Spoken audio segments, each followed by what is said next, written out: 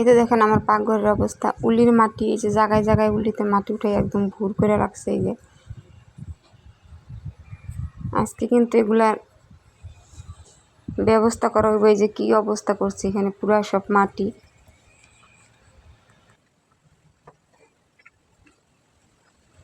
তো এখন এই যে খুঁজে নিতেছি, এরকম করে সারা ঘরে আমি খুঁজে তারপর উলির বাসাগুলা বের করে ফেলাম।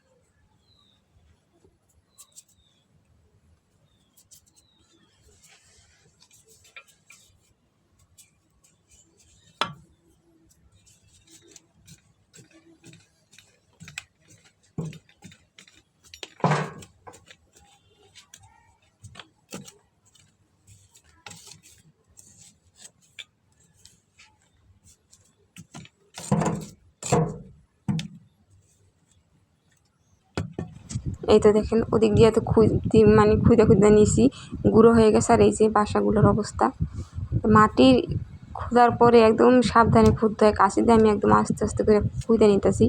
কারণ জোরে জোরে যদি খুঁদি তাইলে কিন্তু এই যে বাসাগুলো ভাঙা যায়, কারণ মাটির নিচে বাসা। আর এটা আমি উঠাইতে পারতেছি না, যে ভাপা পিঠার মতো যে উঠামো ওরকম উঠাইতে পারতেছি না, কারণ ভিজার কারণে গুঁড়ো হয়ে যায় হাত দিলে। তো অনেক বেশি কষ্ট করে উঠাইতেছি। আর ওদিকে খোদার পরে দেখতেছেন তো কি উলি, একদম বাচ্চা, সাদা সাদা বাচ্চা উঠেছে কিন্তু। আর অনেক বড় বড় একটা বাসা করছি ভিতরে। এই তো আমি এগুলো সব কিছু একটা একটা করে উঠে নিতেছি। সারা ঘরেই কিন্তু আমি খুঁজছি, যে এই যে এখানে গত হয়ে গেছে, এখানে পুরো জায়গাতেই মানে ওই বাসাটা ছিল, এই যে কতখানি ঢোন হয়ে গেছে এখানে। তো ওই জায়গাটা পুরা বাসা ছিল, তো বাসার উঠানোর পর এখানে একদম গত হয়ে গেছে। তো আমি আস্তে আস্তে করে সব ঘরেই খুঁজে নিই। আর দেখেন কতগুলো আমি বের করি। এখানে কত বড় একটা দেখছেন, এতখানি উঁচা ছিল মাটিটা খোদার পরে এত বড় একটা বের হয়েছে অবস্থা। এর মধ্যে অনেক উলি, অনেক প্রচণ্ড উলি ভিতরে, মানে বাইতাছে দেখা যাচ্ছে। ক্যামেরা তো অন্ধকার, তো এই কারণে বেশি একটা দেখা যায় না।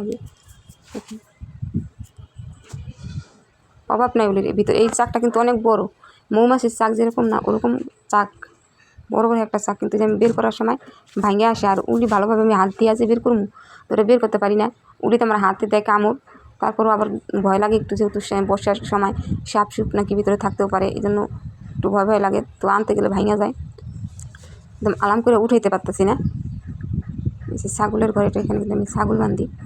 এরকম অবস্থা হইলে তো কী করা যায়, কতখানি গত। এই বাসাটা এতখানি জায়গা জুড়ে লইছে, তো এই বাসাটা উঠানোর পরে এখানে কতখানি গত হয়ে গেছে।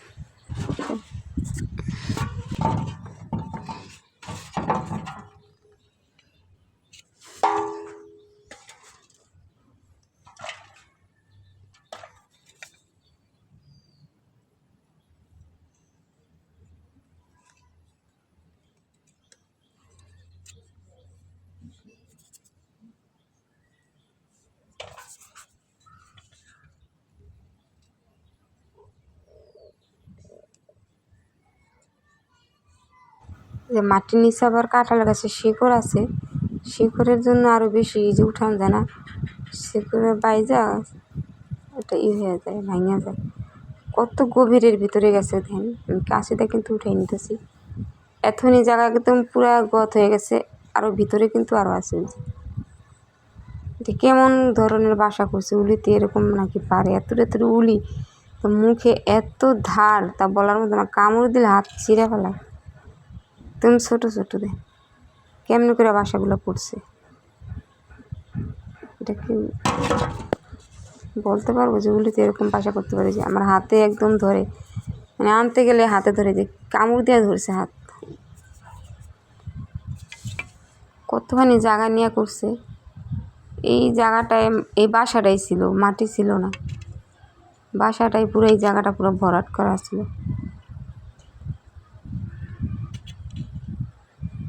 উনির এত বুদ্ধি আল্লাহ।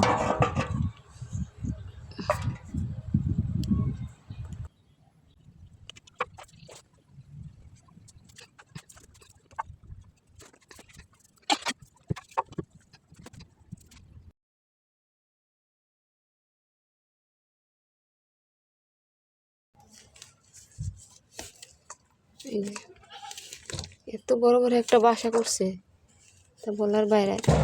আমি মনে হয় পুরা ঘর যদি খুঁজে নেই তাহলে মনে হয় ভালো হইতো। দেখেন কি অবস্থা,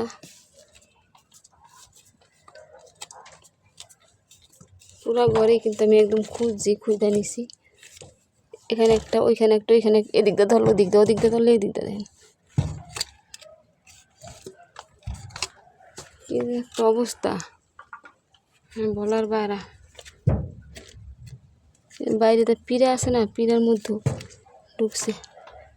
আবার কাঁঠাল গাছে শেকড় আমি পুরাভাবে বাইর করতে পারতেছি না। এগুলা ভাঙে ভাঙে আইতেছে। নয়তো আলাম যদি বের করতাম তাহলে বুঝতে পারতাম যে কত বড় একটা।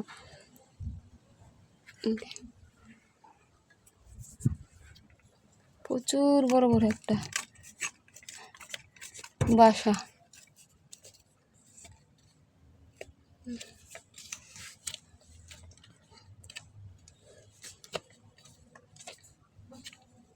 কতখানি নিয়ে যে বাসা করছে তা বলার মতো না। অনেক জায়গায় জুড়ে বাসা করছে, লম্বা লম্বা করে।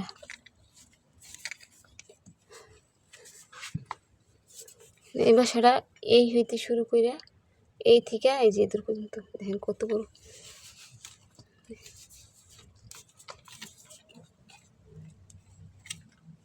এই তো বুঝছেন,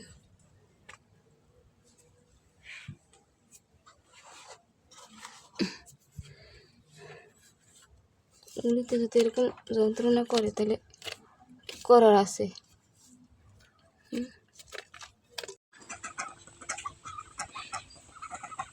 এই যে এতগুলো বের করছি, এক ওরা হইব। আরও কিন্তু আছে বাইরে, বাইরে আর অনেকগুলো আছে পিঠার মধ্যে।